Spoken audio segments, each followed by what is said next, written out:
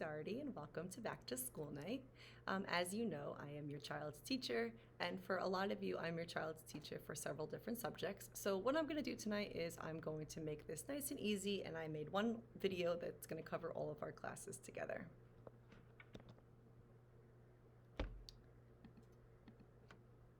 So before we get started, I just want to share a little bit about me. I think at this point you've all received at least one email from me, so you should be familiar with my email address. This is my 13th year here at Old Japan and my 14th year of teaching. I'm a University of Scranton graduate, and most recently I just had my first son, Tommy. So I'm going to start with talking about English. Throughout the course of the year, the students will be reading several different novels, short stories, some poetry, really just kind of getting a little feel for all the different genres of writing and reading there is available. While we're reading together, we're going to work a little bit on our vocabulary. So a lot of times the words come straight from the context, and we're going to practice some reading fluency. So I'm always going to encourage the students to volunteer to read out loud, or maybe I'm going to call on them to read out loud, but it's one of those things that continuing to practice that will make you feel a little bit more confident when it's your turn. And additionally, we're going to be working on writing. So while the students are learning about a book that we're reading, we're going to be working on summarizing that information, but then also writing about it in our own words. So this school year is pretty wild with our long periods of 90 minutes. So I wanted to just give you a quick little breakdown of what the day might look like. So we always meet up in the morning. We do some kind of a do now, a little activity together. Sometimes it's a thought that we all reflect on. And then we all meet together in haiku and we get started with our first lesson. So we're about to start reading Great Expectations as a group. When we're reading, we're always going to be reading together. And even if I assign homework to complete comprehension questions on your own, there's something that we're going to be revisiting together to make sure the students have accurate answers or they understand the passages. Like I mentioned before, the vocab comes straight from the context. So as we're reading, we're going to identify some vocab words and then have the book as a way to see how we can use it in our practical life. Additionally, the students are going to be receiving some homework, but across all of my subject areas, homework is going to be something that is relevant to the lesson that we just did and something that's going to be either already started in class or a reinforcement of what we did in class. The next class we have together is geometry skills. So throughout the year, we're going to be studying about the basics of geometry. We're going to be talking about lines, angles, and circles and graphing, but always with a major emphasis back on the life skill. So where will we see geometry in our daily life? Measuring area and perimeter, for example, is something that we do, especially as a homeowner, to make sure that our wallpaper, our rooms are painted the right amount, or this piece of furniture is going to fit in our living room.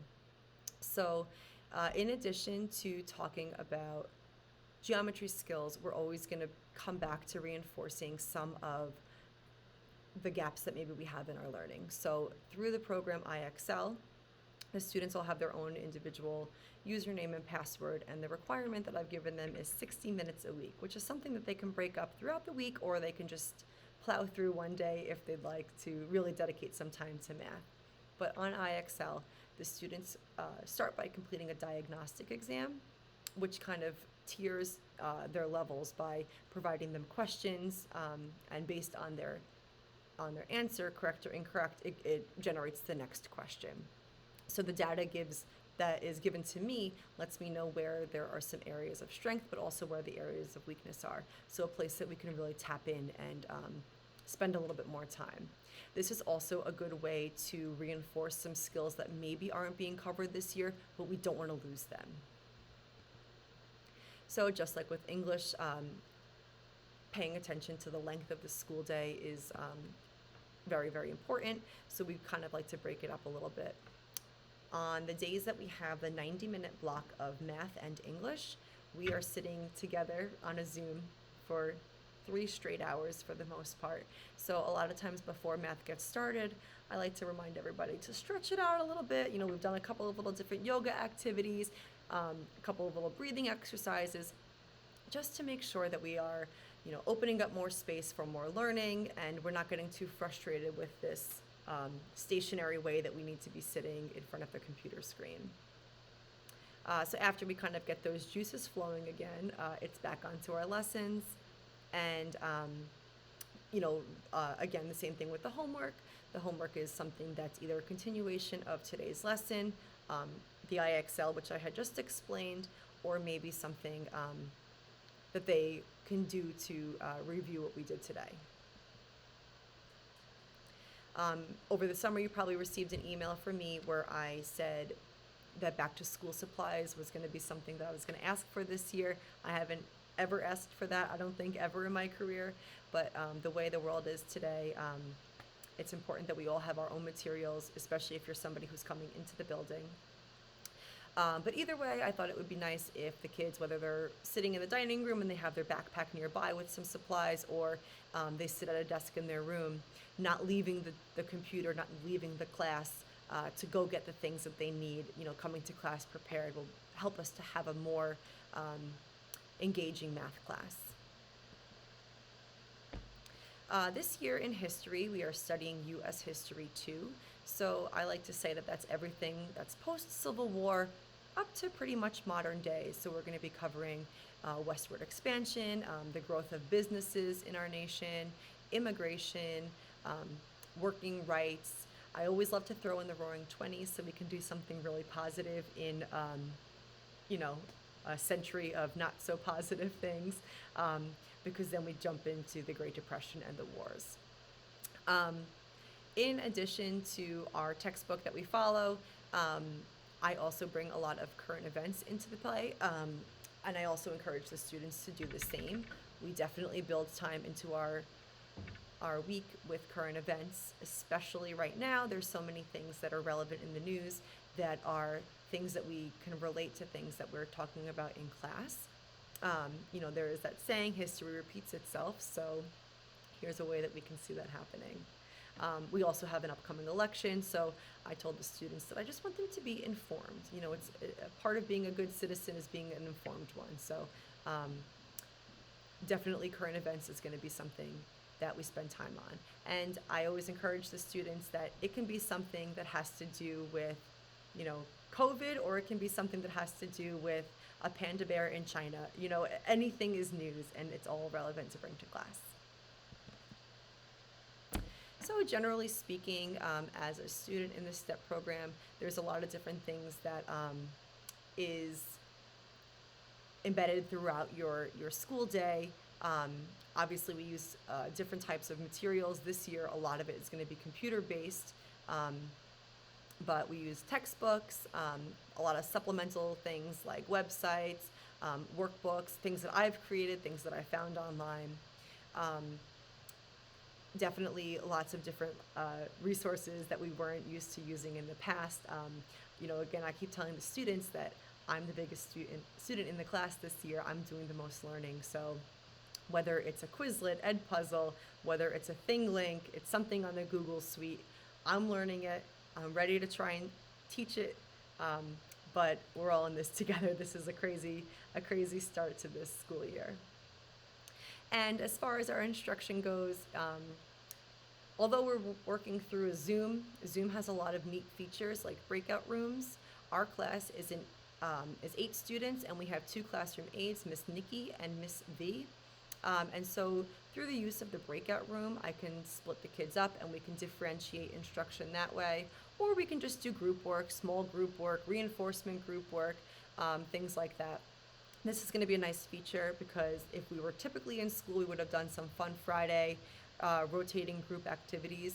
So this will be a nice way that we can still kind of do that even though we're on a virtual platform this year.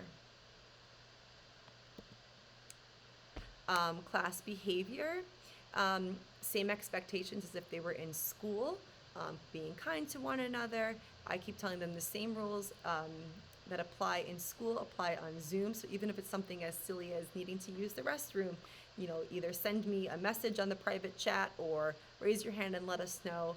I'm still accountable for you, whether you walk away from the computer or not, and I don't want the lesson to go on if you're not present. So just letting me know where you are is really important. Trying your best to follow directions, follow along. This is really a tough one this year since you can't physically see me, but I hope that I'm animated enough coming through the screen that you're able to see me that way. But yeah, so following directions the first time they're given, and if that's not something that's able to happen, being assertive and making sure you're going to ask me for help on something. Coming to class prepared and always trying your best. The last bit here is about grading and homework. So the grading is broken up into quarters. So if you're a strong test taker, but you forget your homework, or you're a strong participator but not so good on tests and quizzes, it should all balance you out. So grades shouldn't be a big issue for anybody, I don't think. And homework. So homework, like I said, is something that's going to be a continuation from your lesson, but it's something that you can find on my haiku page. It'll be under the assessments tab, and here the students are going to be able to find what they need to be working on for the week. Okay, so in addition to the assignments always being posted here, I also have a tab here for tech help, and this is a place that if something doesn't make sense while you're at home and you need some help with something, I've recorded myself doing several different videos on how to download things, save things, what have you. So these are available to you at all times. The last thing I want to talk about is support. So whether I am your child's support teacher or not, everybody 5th period has support. On a 5-6 day, support is broken up into 3 sections. So your student will have their social communication skills, their social skills, and their support for 30 minutes each. So in support, we're going to spend some time practicing some lessons, going over some homework, getting some time to get your homework started, things along those lines. On an E-day, your social skills teacher and support teacher will co-teach a social skills group lesson. And for me, that's really fun because it's a chance for me to put down the books, put down the lessons, and get to hear a little bit more from the kids. So that is the school year in a nutshell. I am going to continue every single day to try my best to learn how to make this the best year possible, to reach out to you so you can give me some kind of feedback on what's working and what's not, and really just being present to make sure the students know that I'm always trying my best and that I hope that they do the same. I know it's like a broken record to hear that this is, we're all in this together, but we really are, and I keep telling the kids I am learning, if not as much, maybe even more every single day that we go through the school year. So I promise I'm going to do everything I can to make this the best one I possibly can for your child. And if you have anything that you can contribute to let me know, I would love to collaborate with you. But until then, I wish you a wonderful night, and I look forward to seeing you soon. Bye.